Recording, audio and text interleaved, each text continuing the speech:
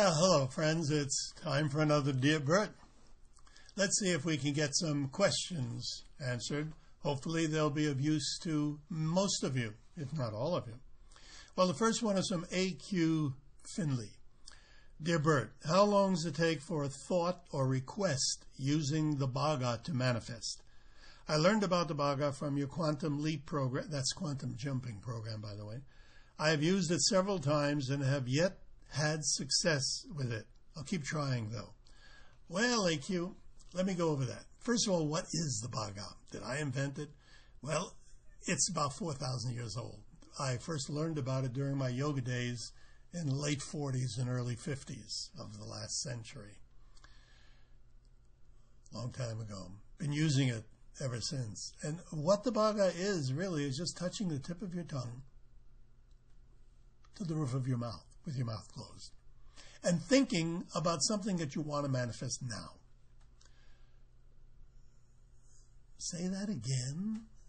The Bhagavad is simply touching your tongue to the roof of your mouth and think about something you want now. Well, what do you want now? Well, I'll be having lunch soon. I'm going to a restaurant today, although I usually stay at home and have lunch. I want a good seat. And what do I do before I go? I use the Bhagavad and I think good seat. And I generally get a good seat. I use it for fun, and I suggest you too, AQ. You use it for fun also. If I'm driving down the street, I see a red light, use the Bhagavad, light turn green. And if it turns green, I kind of smile inwardly. I probably would have turned green anyway. That's beside the point. I use it for fun. And what if it doesn't turn green? So what? It doesn't work all the time. Nothing works all the time, but it works enough of the time to give you an edge. And it also makes you confident. You get confident because you do things that you wouldn't normally do if you didn't have the use of the Bhagavad.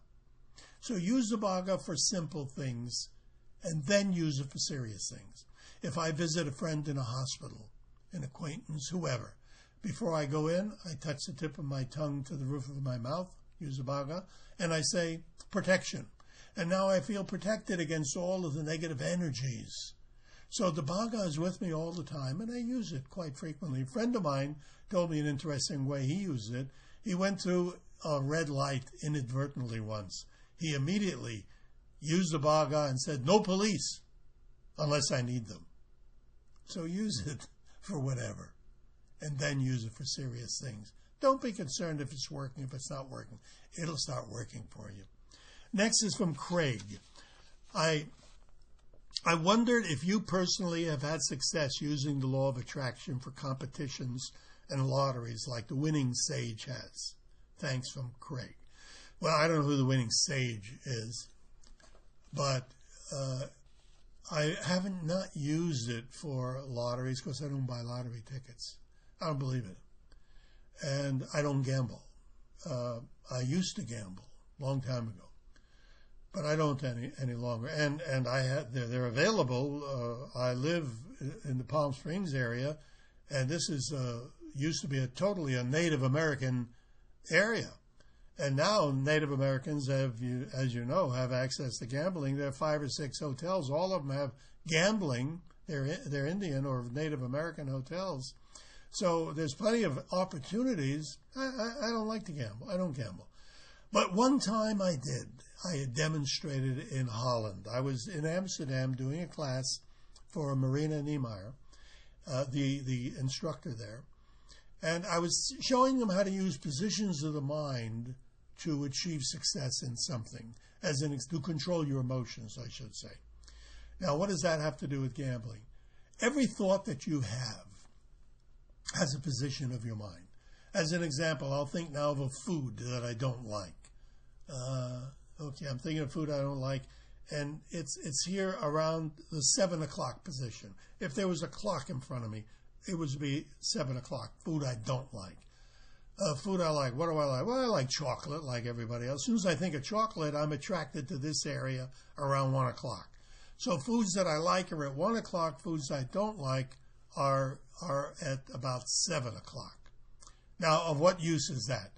Well, let's say that I'm going out today and I feel like having a piece of chocolate, but I really don't want chocolate. I don't eat chocolate. It's all sugar. I don't want it. but I have an urge for it. Well, I immediately think about chocolate, and I'm thinking about it. It's up here at 1 o'clock, and I scoot it down to 7 o'clock. I move it mentally.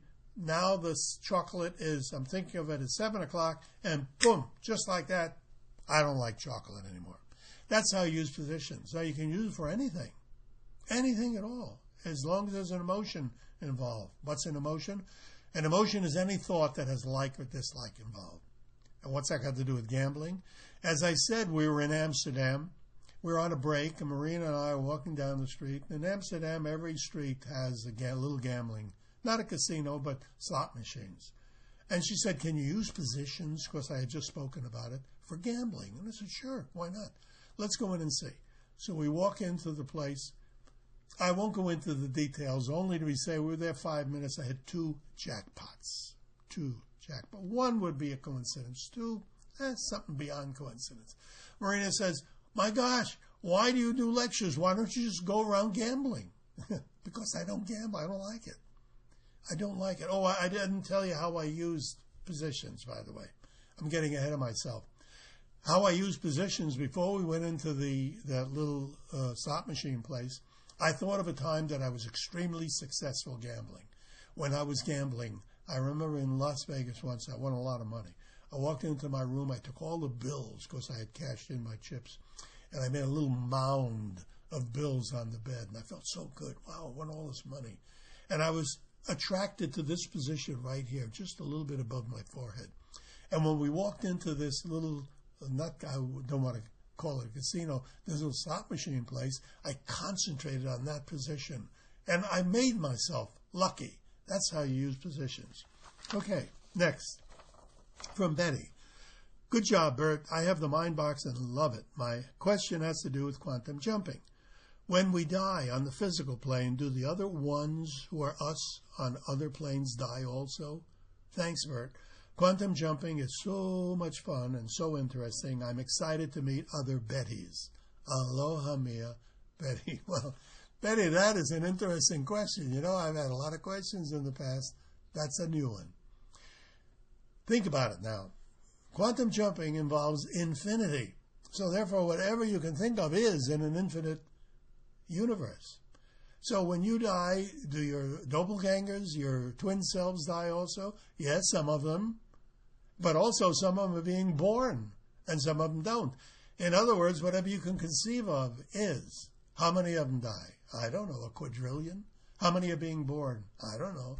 A quadrillion? A septillion? A nonillion? A decitillion? Pick a number. Infinity is endless. No matter what number you think of, my definition of infinity is one more. So in an infinite universe, everything is happening now. Everything is happening now. In an infinite universe, in one of those universes, you're 1 year old. In another one, you're 100 years old. In one, you're the most beautiful woman on the planet. In another, well, you want to reach the one that you want to be, that you want to be like. So don't be concerned about others dying, others being born, because whatever you can conceive is. Well, we're just about out of time. I may make another video for you people for this one because I've only answered 3 questions and we have a lot more. So let me finish this one up, and I'll have another video for you shortly. In the meantime, have a wonderful day, a good week, a fantastic month, and a very, very successful, happy, and healthy 2009. This is Burt Goldman signing off for now. Thank you very much for your comments and your questions.